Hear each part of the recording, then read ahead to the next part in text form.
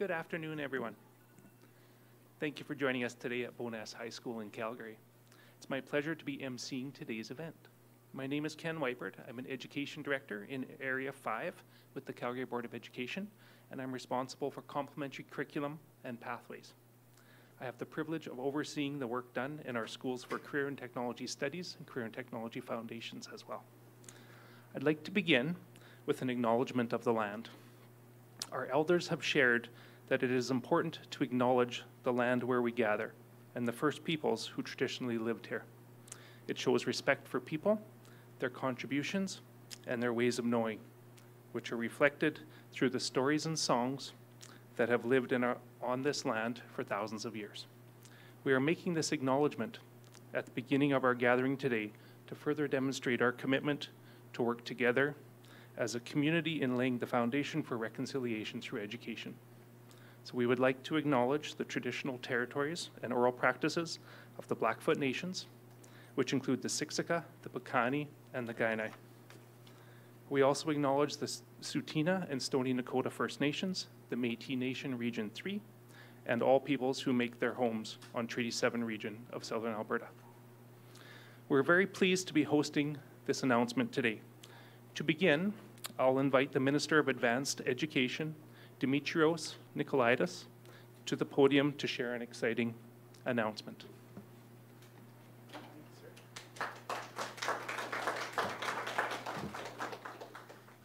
Well, fantastic. Well, thank you so much, and good afternoon, everyone.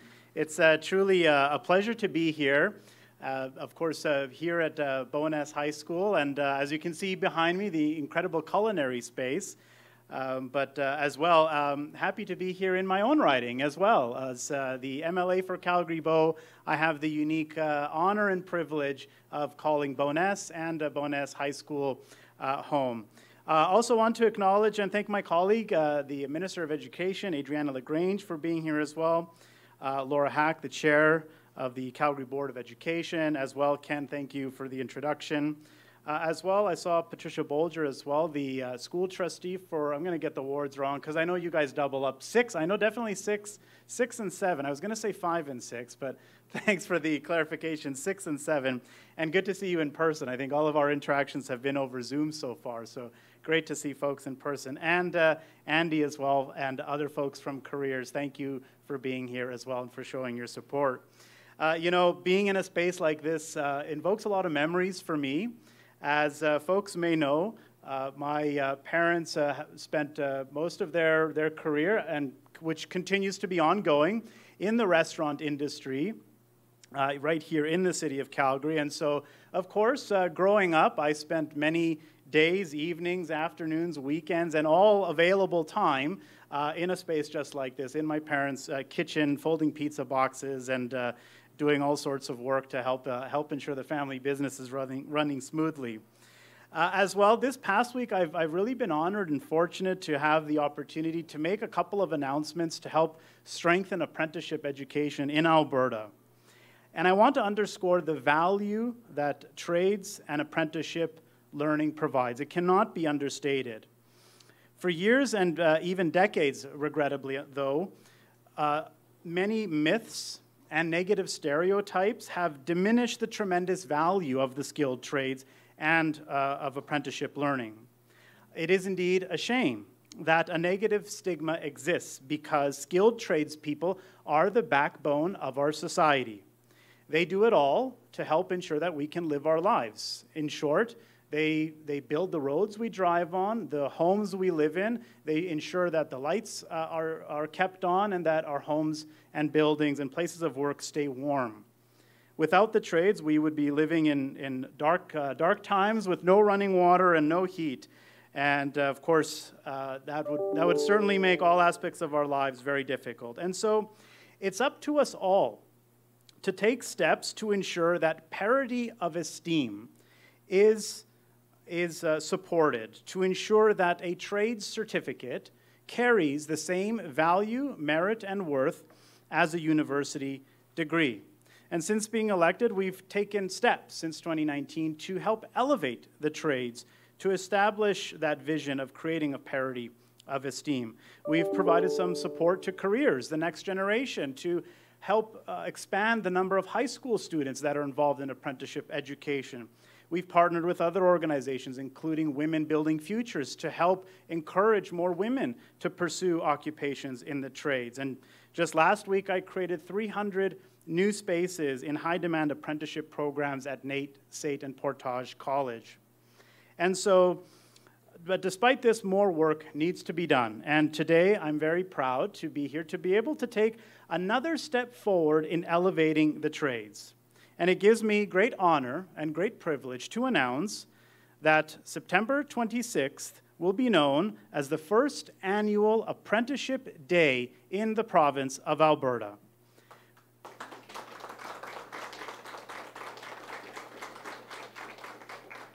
From now on, the fourth Monday of September will be recognized as Apprenticeship Day, where we can take time to celebrate and appreciate the value of apprenticeship education and, most importantly of all, promote apprenticeship education to the next generation. I want to encourage more young people to look at opportunities in the trades and see them for what they truly are, well-paying and rewarding careers that take just as much competency as any other professional degree. And if you take a look at the stats, I'm sure you'll agree with me that trades are indeed a very attractive career path. It's not uncommon for people to think that trades professionals make much less to those with degrees, but that couldn't be further from the truth. StatsCan data shows that men, in particular with an apprenticeship certificate in the trades, have strong earnings. In fact, they show median earnings of almost $73,000. They earn 7% more than men with a college diploma and 31% more with men with a high school diploma. Labor Market and Information Council also reports that men with trade certificates have by far the highest first-year earnings level, while men with bachelor's degrees, college-level certificates, and diplomas have first-year earnings of lesser amounts. StatsCan also estimates that men with an apprenticeship certificate have faster growth in earnings during the 2005 to 2015 period. Secondly, trade school is also less expensive and faster than many traditional degree programs. And, of course, you can earn while you're learning. For most trades, apprentices can expect to work 80 to 85% of the time, meaning that they're earning money while also realizing their educational opportunities. Not to mention the fact that they'll often complete their programs with very little to no debt in comparison to other colleagues. Thirdly, another important reason why many of our young Albertans and the next generation should look at the trades is that they will often have very few problems and challenges landing a job because skilled trades are in such high demand, and that demand is only increasing. According to Brendan Barnard, an economist with Indeed Canada, he stated, quote, "Employers are increasingly looking to hire skilled tradespeople. In the third quarter of 2019, he reports job vacancies in industrial, electrical, and construction trades were up 51% compared to 4 years earlier." As well, individuals in the trade sector are often seen as recession-proof because their skills can translate into many other sectors. For example, a home builder, of course, can work in commercial and industrial capacities as well. And that leads to high job satisfaction. Trades are known for their high job satisfaction rate. And another reason it's so high is that you get to see the fruits of your labor each and every day. Unless, of course, you're in cooking where the fruits of your labor may not last very long.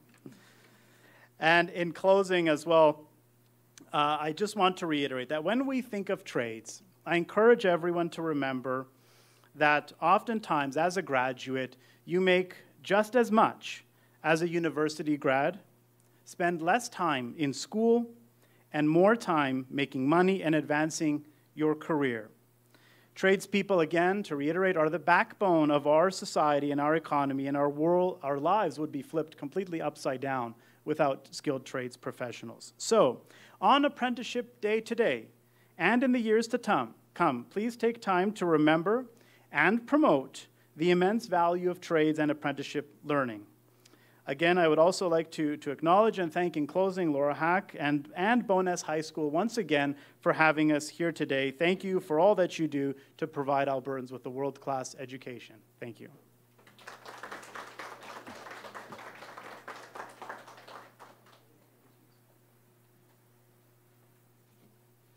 Thank you, Minister Nicolaitis.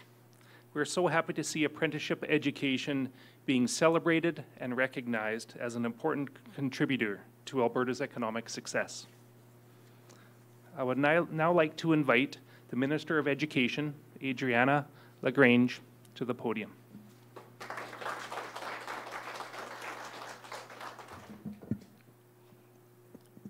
Good afternoon. I am delighted to join Minister Nicolaitis and all the great people here today in celebrating the first ever Apprenticeship Day.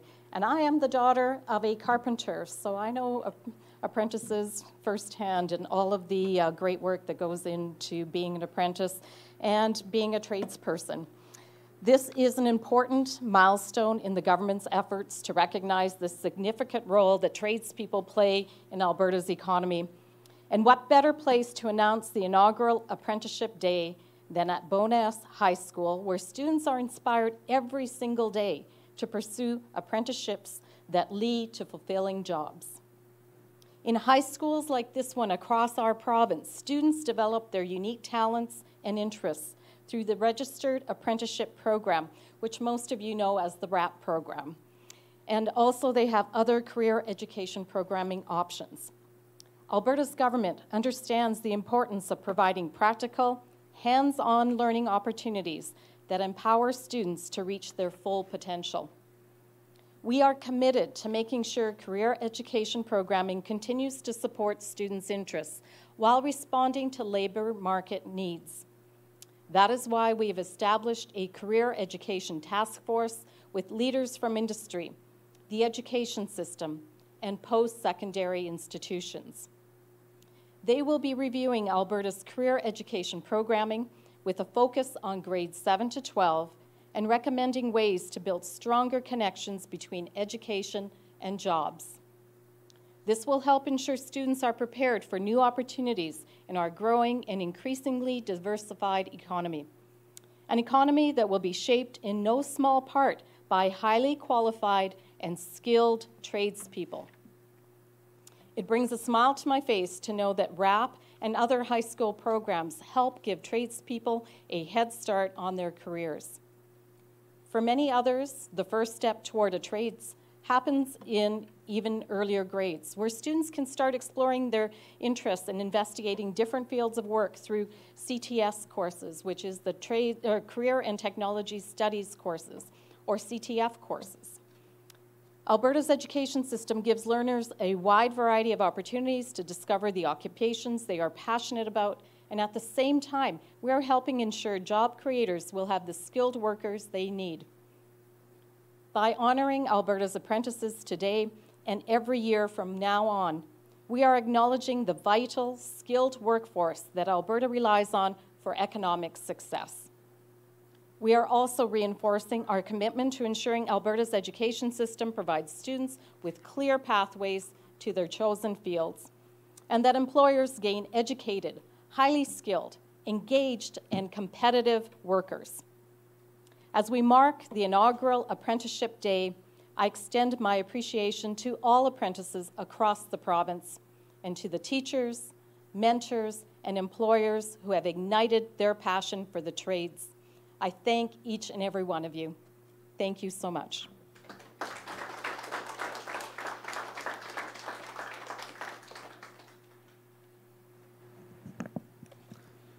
Thank you, Minister LaGrange. These are exciting times for Alberta, and it's great to see the government of Alberta focusing on Alberta's economic growth and supporting a pathway of development for students that equips them with the skills they need to move into great jobs. I would now like to invite Laura Hack, Board for the Chair for the Calgary Board of Education, to the podium to share her remarks.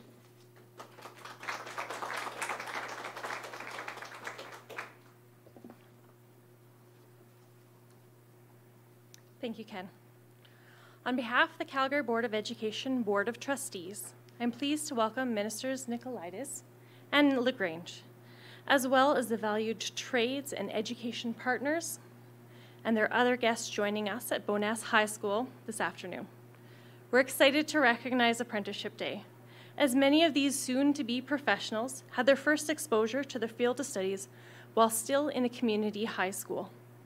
Career and technology studies, dual credit opportunities, and apprenticeship track programs help high school students find their passion and work towards post-secondary opportunities.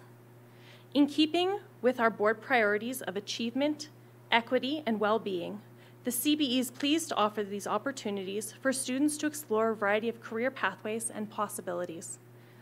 All of our high schools offer CTS classes to provide students learning opportunities and develop career and technology-related skills.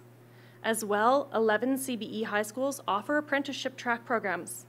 These programs allow students to work towards credentialing in auto services and auto body technicians, welding, cosmetology, as well as the culinary program we are demonstrating here today. Our students have the benefit of being taught by certified journey persons while still at the high school level. These specialized programs not only provide students learning opportunities, but they receive on-the-job experience to help set them up for success in their post-secondary education and future careers. It's exciting to know that so many of the journeys to apprenticeship start right here in community high schools like the one we're in today. The Calgary Board of Education is pleased to support public education and the vast opportunities it provides to students and our role in preparing students for future success. Thank you.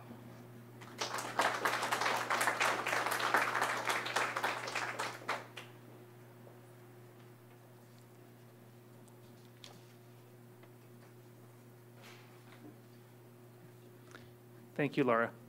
I would now like to invite Evan Berry, a grade 12 student here at Bowness High School, to the podium to share a bit about the culinary program and his experiences. Come on up, Evan.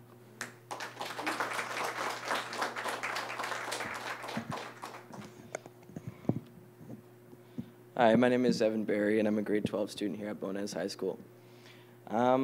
Just hearing about how valued and acknowledged that the apprenticeship education is getting now, it really speaks volumes to me, because this is what I want to do. And starting in grade 10 2 years ago, I wanted to try doing culinary arts. I wanted to, for the sole purpose of, you know, learning how to cook meals at home, cook for family, and just know what's up.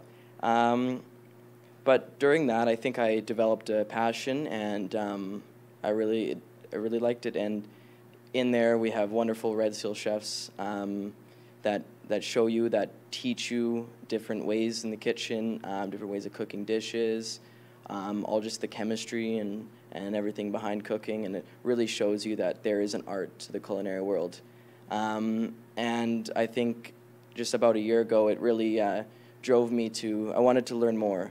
So I then got my first job at a restaurant, the Kettle Baron Steakhouse, and I think it really, I found that I was learning more and more. And then I eventually moved on and did some other restaurants, and I'm currently working. And I always feel like that every day there's more and more to learn about it, and it's really shown me what I want to do. And if it wasn't for the culinary program here at Bowness High School, I wouldn't have think that I would find my passion, find what I'm best at and what I want to do. And my post-secondary plans, and it relates a lot to what we're talking about here, is the apprenticeship. I'd like to do apprenticeship at the State University, and eventually just graduate and get a Red Seal from there, and then work my way overseas, maybe work in a few restaurants over there. And and I really think that this is a good example for a lot of people out there, because I would have never known what my career is, and I've already started on it if it wasn't for high school and apprenticeship programs and stuff. So I'm really happy that this stuff is acknowledged here, and we can all collectively be aware that this is what people want. And I just appreciate for everyone having me and letting me know, because I really do think that it motivates people to be able to, you know, find their career choice. It all can start in high school, like it did for me. So, thank you guys.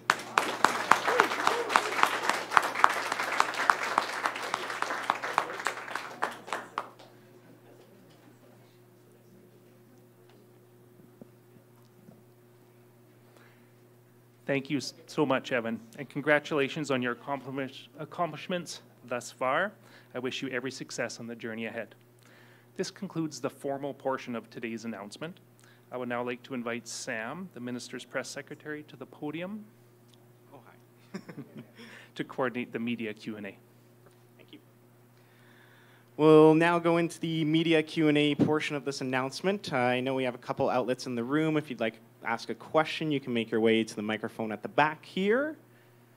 Can I do it from here? Go for it, yeah. Just shout. Yeah. I'd like to have the young lad Trevor up here, if we could. Come back up here, Evan, of course. Trevor. It's okay. Actually, can you say and spell your name? Yeah, of course. It's Evan Barry, EvanBarrie. Hint, it's right here. Oh, okay. Yeah. So we've been doing stories, a lot of stories on people that have done apprenticeship programs, people have come out of state and doing really well in business in Calgary and around the world. Tell us how this program helped you make a decision on your future path and where that path may take you. I really think it was just being in the setting of an industrial kitchen. Like it's not like home cooking. It's a lot different, right? There's standards, there's expectations, and I saw all that. And preparing food for the school, like doing frequent lunch service, and working with those Red Shield chefs that bring you into what it's like in the industrial kitchen. I think I really liked it a lot, and that's what gave it to me. That's what just wanted me to do it. And I think it's really going to lead me to hopefully being an executive chef somewhere, or even opening up my own restaurant. I'd like to try all different kinds of cuisines, you know, Italian, Mexican, all different kinds. There's so much more to learn, and I'm up for it and I'm ready for it. That's all right. Thank you. And now we'll go to the phones. Operator, could you put through the first caller? Thank you. Janet French, CBC. Hi there. I've got some questions for Minister LaGrange. We're seeing some letters home to families about outbreaks of, quote, respiratory diseases right now in schools across Alberta, especially in Edmonton.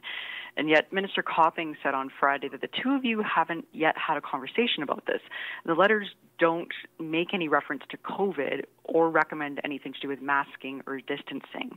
So what steps are public health officials taking to test if any of these outbreaks in schools are COVID, or does the government just not care anymore if there's a COVID outbreak in school? Well, we always care when there's any type of an outbreak in school, particularly if there's a respiratory outbreak. It is something that Alberta Health will track.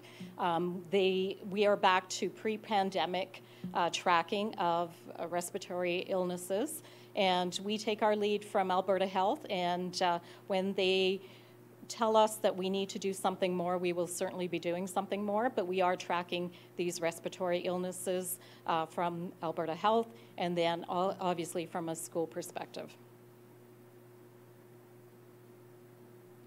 And follow-up, Janet?